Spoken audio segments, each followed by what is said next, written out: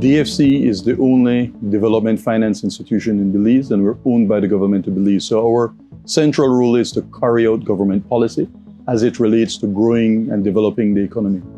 Post-COVID, we're working to develop an economy or transform the economy to ensure it's resilient in all aspects. And so we're working on implementing an environmental and social management system that's tied into SDGs, that's tied into the Paris Agreement, and doing all of the alignment for the 2030 goals. And we're working with the private sector to provide them with the financing and the tools to ensure climate smart investments. In terms of the economic slowdown, Belize has been fortunate so far post-COVID that our growth rate has been above regional averages.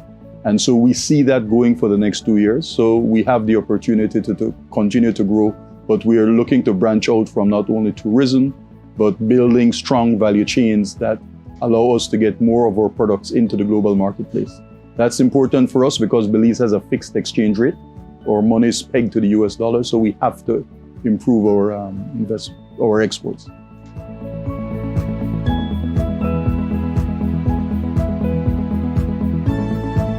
The major challenge for us is just where we're located in the Caribbean. We ranked, I think, 7th in terms of impact from climate change. We have storms, we have droughts.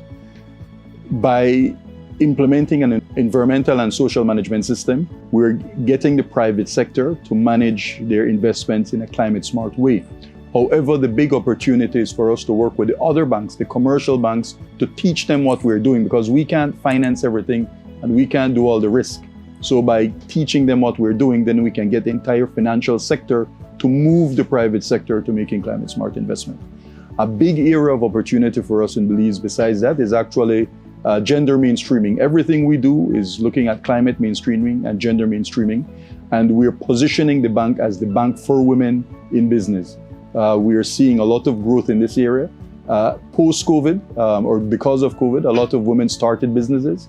We launched a product last year that we got an award from a leader for, and when you look at that product, it started getting women of any age and also young men up to 29, but 4 times more clients are women than men, and we see them growing and creating business. So whereas you go back, let's say 4 years ago, and 65% of our portfolio was to men, that's down to about 54% and 46% to women. So we have the opportunity to create equity and hit the SDG 5.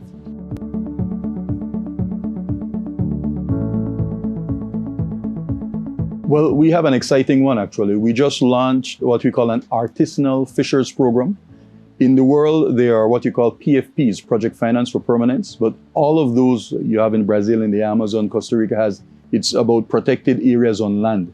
This will be the first Project Finance for Permanence project for the ocean.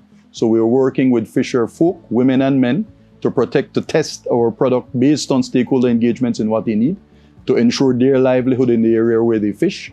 As you may know, Belize have some of the most pristine ocean assets or maritime assets in this area of the world. Well, where we are, we have the largest living barrier reef and some of the largest atolls. So it's how do we protect those with a PFP and building in climate and gender mainstreaming. So we're lending and at the same time monitoring the impact that the fishers have in the area they fish to protect that area.